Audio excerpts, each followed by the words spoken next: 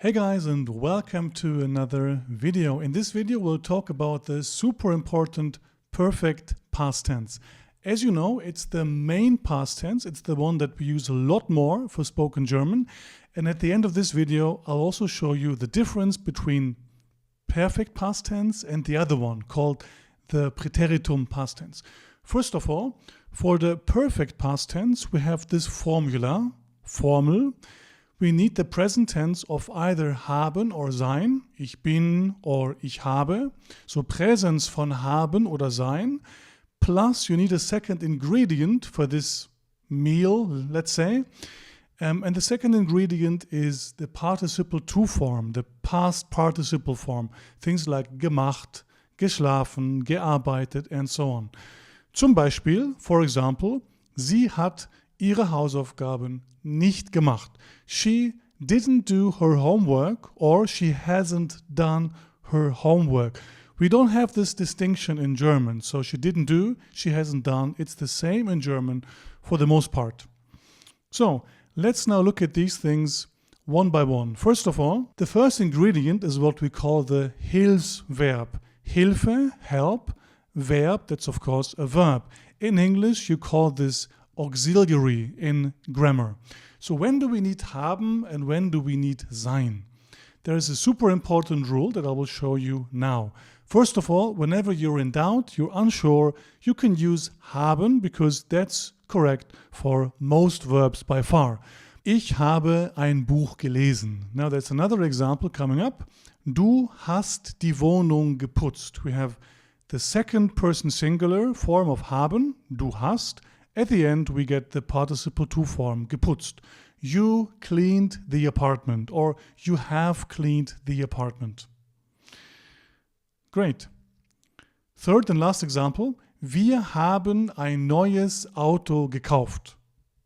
We bought, or we have bought, a new car. In this case, it's the wir form, the first person plural. Great. So, when do we not need haben? When do we need the other auxiliary, sein, to be? When do we need that? Well, there are two broad categories, and the first one is Ortswechsel, change of place. Ort, place, and Wechsel, change. So, change of place, meaning you're going somewhere from A to B.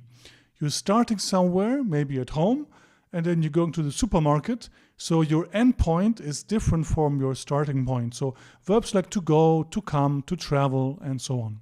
So change of place. And the second category are verbs that describe a change of state. Zustandswechsel.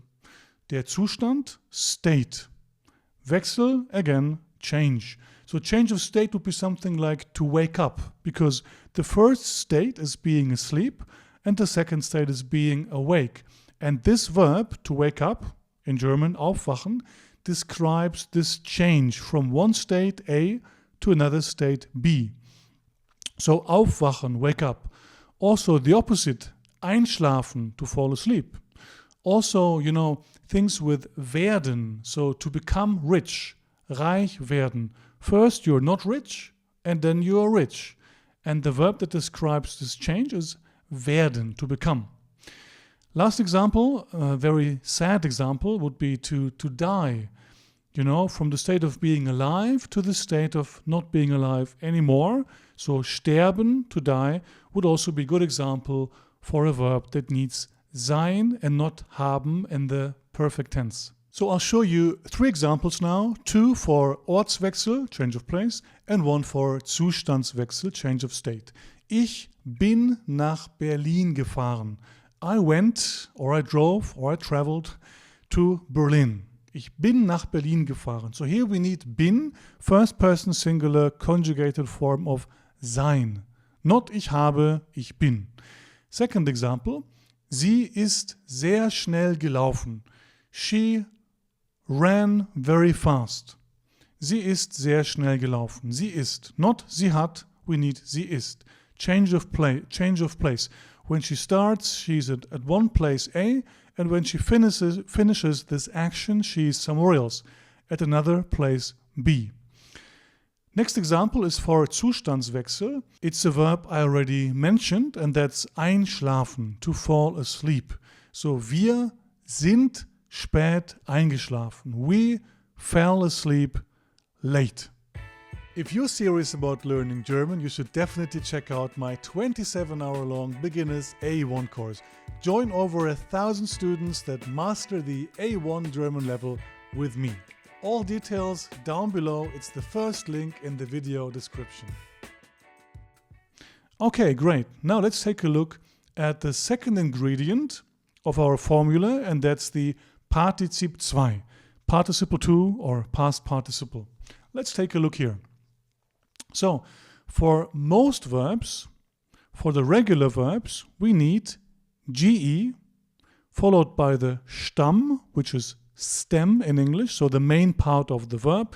It's basically the verb minus en. Take the infinitive, for example, machen. You remove the en, so you just get mach, and that's the stem. So you add GE to the left of the stem, and you add the letter T to the right of the stem. For example, machen. Here you get mach as the stem, and then you get gemacht as the participle 2 form. Er hat die Hausaufgaben nicht gemacht. Great. Warum hast du das Fenster geöffnet? So you have öffnen as the infinitive and geöffnet is the participle 2 form. Warum hast du das Fenster geöffnet? Why did you open the window? And by the way, some letter combinations don't work. Here, if you just add the T, you would get FFNT, wouldn't you? And even us Germans cannot pronounce that. So here we have to add an extra E in front of the T. Wir haben gestern gekocht. Kochen, to cook, like to cook a meal. So yesterday we cooked. We cooked a meal yesterday. Kochen, the infinitive, and gekocht is the regular participle 2 form. Great. So the second category are unfortunately the irregular verbs, and they're not as common as the regular ones, but they're still pretty common. I would guess, my guess would be something like 30-40% maybe, so they're quite common. Here we have GE, and still GE, so nothing changed there. And to the end, we add something else. We add EN and not T. In the middle, we still get the stem, but sometimes the stem changes a little bit. So EN already means that this verb is irregular. If the stem changes, it's, let's call it more irregular or super irregular. So the stem sometimes changes, sometimes it doesn't. Let's take a look. For example, ich habe ein schönes Bild gesehen. I saw, or I've seen, a pretty picture, a beautiful picture, a nice picture. Here we have GE, and we have the stem. In this case, it's not changed. It's the normal stem, SEH, to which we add EN. So here what makes this irregular is just the stem. Sorry, it's just the ending, EN, and it's not the stem. But sometimes the stem changes. So these irregular verbs you have to learn by heart, unfortunately. Auswendig lernen, by the way, learn by heart. Here, for example, we have gegangen. I'm sure you know what the infinitive here is. It comes from the infinitive gehen. So here, as you can see, the stem changes. Gegangen. It's not gegehen, it's gegangen. So the stem changes completely, so this verb is completely irregular. He went to the city center. He went downtown in American English, I guess. So GE, and then at the end you get EN, and then the stem, but sometimes it changes. There's no rule to know that. I hate to break it to you, you have to learn these things by heart, unfortunately. Next example, wir haben viele Freunde getroffen. Do you know what infinitive this participle 2 form comes from? It comes from treffen. So again, this one is irregular. In this case, only the vowel changes. The E shifts to the O, but in other cases, like gehen, gegangen, even more things change. So wir haben viele Freunde getroffen. We met lots of friends. So this is the second category, irregular verbs. Now, there's also a third category, and that's verbs that have the suffix ieren. So verbs that end in ieren, by the way. They're quite common, and these will be easy for you because they're quite similar in English and maybe even in your native language. If English is not your native language, you might also have these verbs, at least in a similar way. So what these verbs do, they don't get GE at all. They have the stem doesn't change, the stem stays the same, and they add T to the end. For example, studieren, it means to study, not to study for an exam, more like to study as a university student. So my sister studied medicine and now she's a doctor, this kind of study. So studieren is the infinitive and the participle to form is studiert. No GE, then the stem, studier, and then the letter T, studiert. Ich habe in Köln studiert. Great. Wir haben lange telefoniert. So I'm sure you have these verbs too in your language. I mean, it depends on your language, but chances are that you have these verbs as well. They sound a bit different, but probably you have them too. So studieren, telefonieren, informieren, privatisieren, kopieren, and so on. So telefonieren is of course the verb for to telephone, like to talk on the phone, to call someone. And wir haben lange telefoniert. We talked on the phone for a long time. Would be a good translation, I guess. Sie hat gestern im Gym trainiert. Das Gym, we have lots of English words in German. If you wanted to, you could also say das Fitnessstudio. That's a German word, a more German word at least than gym. So trainiert is the participle to form. It comes from the infinitive trainieren, to train, to work out. So yesterday she trained at the gym. Great. That was the third category. Now there's also a fourth category, and that's trennbare Verben, separable verbs. I'm sure you've heard about those separable verbs. Basically, they have a prefix, and the prefix goes to the end. Something like einkaufen, to shop, to do the shopping, grocery shopping. Ich kaufe heute Abend ein. So the ein is the prefix, it goes to the end if you use it in the main clause and in the present tense. But here we're talking about the perfect tense and about the ingredient, the participle to form. What happens here is we need the prefix and then we get GE. Interesting. So GE doesn't come first for these verbs.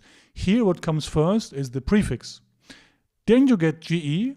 Then you get the stem, which is mostly the normal stem.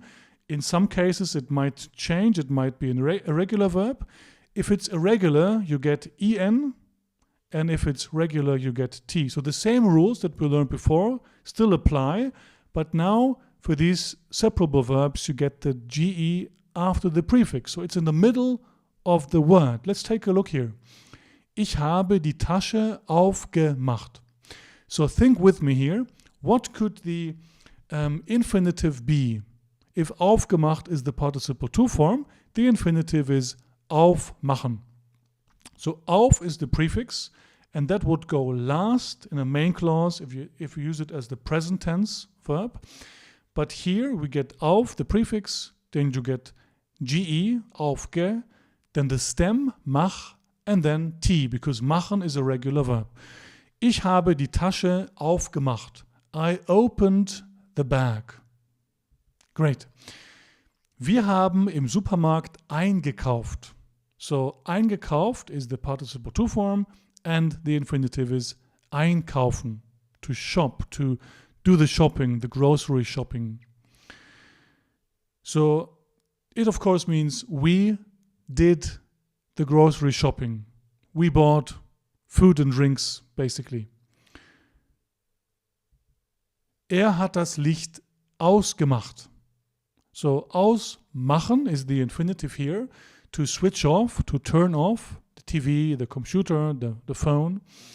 And hat das Licht ausgemacht translates to he switched off the light. Okay, So we've seen 4 categories so far. There's also a 5th category, and that's untrennbare Verben mit Präfix. So here we have verbs that still have a prefix. Things like, an, auf, ver, zer, be, all of these are prefixes.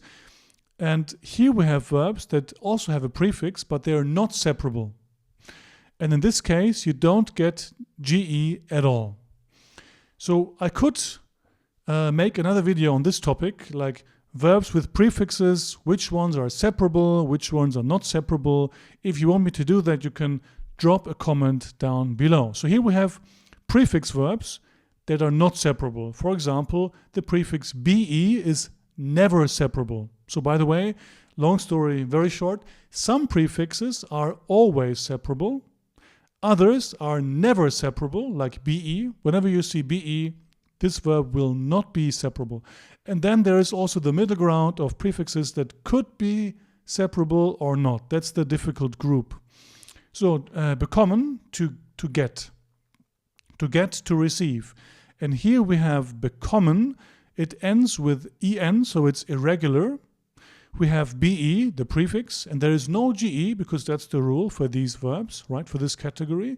So here we have a strange scenario. The infinitive is bekommen and the participle to form is also bekommen. This happens sometimes. So, ich habe ein Geschenk bekommen. I got a present. I got a gift. Next example is the verb verstehen is the infinitive. Well done. So verstehen, the infinitive. The prefix ver, V-E-R, is also never separable. Whenever you see ver, you can be 100% sure that this verb will not be separable. Verstehen, and then you get verstanden as the participle to form. It's irregular. The verb stem changes, and also you get en and not the t. So, wir haben die Aufgabe verstanden. We understood, or we got the exercise, the task, the exercise. Sie hat die Prüfung bestanden. It comes from bestehen and it means to pass an exam. So she passed or she has passed the exam. Okay, so we talked about lots of things so far, but there is one important element missing in my explanations, and that's the word order. Satzstellung imperfect. So how do you know where to place the elements? Let's take a look here.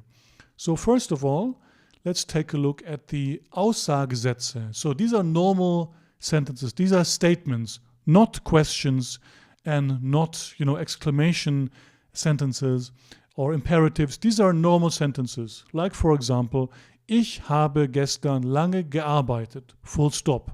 Or period in American English. Not a question. So I worked a lot yesterday. I worked long, or I worked long hours yesterday. So you get the verb arbeiten here, to work, and you get gearbeitet as a participle to. And what we have here is we have habe, the auxiliary, a form of haben or sein, on the second position, and you get the participle to form on the last position. Wir sind früh ins Bett gegangen. Gegangen comes from gehen. It's the irregular participle to form. So we went to bed early. Next example. Er hat eine neue Wohnung gefunden. It comes from finden. It's again an irregular participle to form. He has found a new apartment. So, the next category are questions, and here we have the so-called Ja-Nein-Fragen, yes or no questions, also called Entscheidungsfragen, decision questions. Why? Because here you have to make up your mind, either yes or no. Usually there is no third option. Have you done that? It's either a yes or a no, usually. So these are questions that don't have a question word like where, who, when, and so on. They start with the verb. In this case, we have the auxiliary, a form of haben or sein, on the first position, and the participle to form, this hasn't changed, is still on the last position. Hast du schon gefrühstückt? Have you had breakfast already? So frühstücken, to have breakfast. And we have here gefrühstückt, a regular participle to form. Great. Seid ihr gestern nach Hause gefahren? It comes from fahren. It's irregular. We get en and not the t. Did you guys drive home yesterday? And last example. Habt ihr die Hausaufgaben gemacht? Have you done your homework or did you do the homework? So it comes from machen, it's irregular. And again, habt, position 1, gemacht is the last position. These are the Ja-Nein-Fragen, the yes-no questions where there is no question word. Now we have the so-called W-Fragen, the W questions. And here we have a question word. And it's called W-Fragen because these question words, they always start with the W, like was, what, or wer, who, or wann, when, or warum, why, and so on. In this case, you get the question word on the first position, was, followed by the auxiliary on the second position, a form of haben or sein, and still you get the participle to form on the last position. So the only thing that's changed here is you place the W question word in front of the verb. Was hast du gestern gekocht? What did you cook yesterday? Wann bist du nach Hause gekommen? When did you get home? When did you come home? Wen habt ihr im Park getroffen? Who did you meet in the park? Now there is one more thing that we have to talk about, and that's Nebensätze, subclauses. So the rules for the word order so far only apply for main clauses. For subclauses, you know what subclauses are. Sentences with weil or das, D-A-S-S, and so on. This could also be a topic for another video. Again, let me know down below if you want me to do that. So in a subclause, basically, the verb goes last. The finite verb, the conjugated verb form goes last. In this case, we have our auxiliary, a form of haben or a form of sein. It goes last. Ich bin müde, weil ich viel gearbeitet habe. I'm tired because I worked a lot. So first you get the participle to form on the penultimate position, then you get habe on the very last position. Great. Ich habe schon wieder Hunger, obwohl ich erst vor einer Stunde etwas gegessen habe. I'm hungry again. This could be me. Even though I'm skinny, I'm always hungry. I'm hungry again, although I just ate something an hour ago. Obwohl plus subclause, hence we need gegessen habe at the end here. Great. Er hat erzählt, dass seine Frau ihn verlassen hat. He told us that his wife left him. So we have verlassen. It's an irregular participle to form. It's not separable, so you don't need GE. Verlassen, and you get en, not a t, because it's not separable. So basically, again, we have the infinitive, verlassen, and the participle to form is the same, verlassen. It's quite rare, but it happens with some verbs. Again, verlassen, second last position, hat, very last position. Great. Okay, so far we've talked a lot about the perfect tense, and I want to briefly mention a couple of things about the other past tense that we have. In German, we also have the Präteritum. I could, again, make a detailed video on this topic, on the Präteritum, but the perfect tense is actually more important, especially for beginners. So perfect, you need that for most verbs, and the Präteritum you'll need for only some verbs for spoken German. So let's take a look now. When do you need the Präteritum? So basically there's one important group. Let me show you. It's sein, to be, haben, to have, and werden, to become, and also the modal verbs, können, müssen, sollen, dürfen, wollen. So for this group, for these four categories, sein, haben, werden, modal, verben, for these verbs, it's highly recommended that you use the Präteritum. Why? First of all, it's easier for you to do that, trust me. And second of all, it's way more common. So Germans, we use the perfect a lot for most verbs, but for this group, we use the Präteritum. So sein, ich war. Haben, ich hatte. Werden, ich wurde. And modal verbs, something like ich konnte, ich wollte, ich durfte, ich musste, and so on and so on. So for these verbs, please do learn and do use the Präteritum forms. The second group is kind of optional. If you're just starting out with all of this, you can ignore the second group, focus on the first one. If it's kind of easy for you and you know most of what I've told you in this video, if you know the Präteritum forms of the group 1, then you can also include the group 2. So Positions- und Direktionsverben, so verbs that show the position or the direction, especially the position. Stehen, sitzen, hängen, liegen. Ich stand, ich saß, ich hing oder etwas hing an der Wand und ich lag. For these verbs, it's super common to use the Präteritum. Also wissen, to know, ich wusste. Kennen, also to know, ich kannte. Denken, ich dachte. And geben, to give, especially in the sense of there was, there were, like es gab. Gestern gab es ein großes Problem. So for these two groups, it's recommended to use the Präteritum. You can still use the perfect tense, it's not wrong, but again, Präteritum for these verbs is more common and also easier. So guys, that's it for my deep dive on the German perfect tense. Don't forget to check out my complete 27-hour-long A1 course, link down below, and I'll see you in the next video. Bye for now, bis bald.